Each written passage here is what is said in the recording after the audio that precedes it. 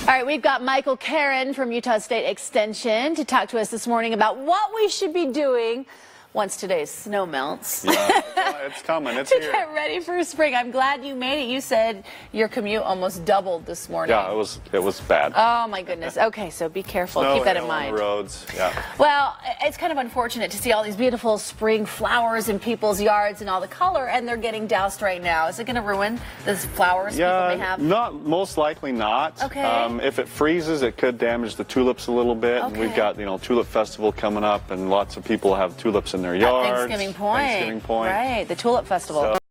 But no, this will be okay. What we're really worried about more is now that the trees have leafed out a little bit.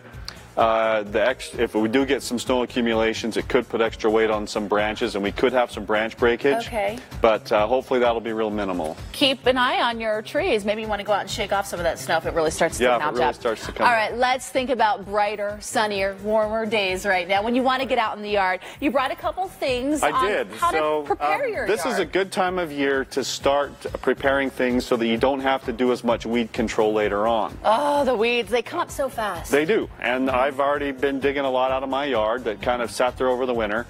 But I get a lot of questions on how can I deal with the weeds in my lawn, and people want to spray chemicals and things like that. But the first thing I usually try and do is I help them understand why do they have weeds in their lawn in the first place, and it's usually because their lawn isn't super thick and healthy.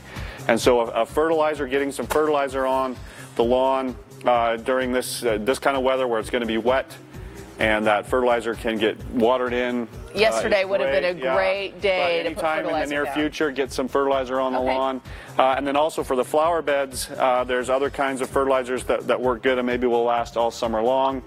With fertilizers, especially in the flower beds or vegetable gardens, I'm always nervous that you're going to put in something that could be damaging to existing plants that are already in the beds. Can you do that? Not typically with fertilizers. You can't overdo it, certainly with fertilizers, and make the soil extra salty.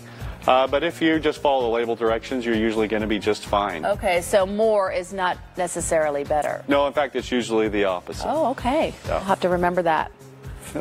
All right, what about mulch? So mulch is great on areas where there's no lawn, and I brought a little example in here. This is a shredded product that we like to use, and it doesn't blow around in the wind as much. It tends to lock together. But This is just an organic, just wood chips, and putting it on at about 3 inches thick will help tremendously to slow down the weed development, and it also helps the water not be lost from the soil quite as rapidly, and so it does help us conserve water as well, which we're always interested in doing in Utah. I'm trying to envision 3 inches thick if I were to About like that. Okay. About like that. Yep. I tell you, when you go to the garden center and buy those big bags of mulch, you go through those pretty quickly Right, in your yard. You think, I bought all this mulch. So a lot of places will sell it in bulk if you need a little bit bigger area. Okay. And then a lot of the waste management facilities have a green waste recycling program where you can take branches and they'll grind them up and then they sell it back to you as partially composted organic material. Oh. And you can oftentimes save a lot of money by buying it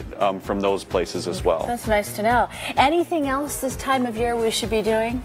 Well, I think the time for pruning most of our trees, at least fruit trees, is probably over. Okay. But we should be looking at probably making sure that we have any sprays for our apples. We want to be looking at gearing up for the codling moth season as we get into apples starting to be pollinated and those kinds of things. Well, there's certainly a lot to do in the yard, but doesn't it sound exciting once you get out there and have the warm weather to go along with your gardening? All right. So this is a good time of year to make some steps. It's a good start. To prevent It problems really later is. on. Michael, if people want to track you down and they have more specific questions, you're at Utah State University Extension. Correct. Can they just Google that online? Yeah, and so find all the offices? gardening.usu.edu is the place to go for all of our information and fact sheets on gardening in Utah. Easy. Your thumbs are getting greener They're this getting time greener of year. every day. I see it. All right, back to you, Carrie.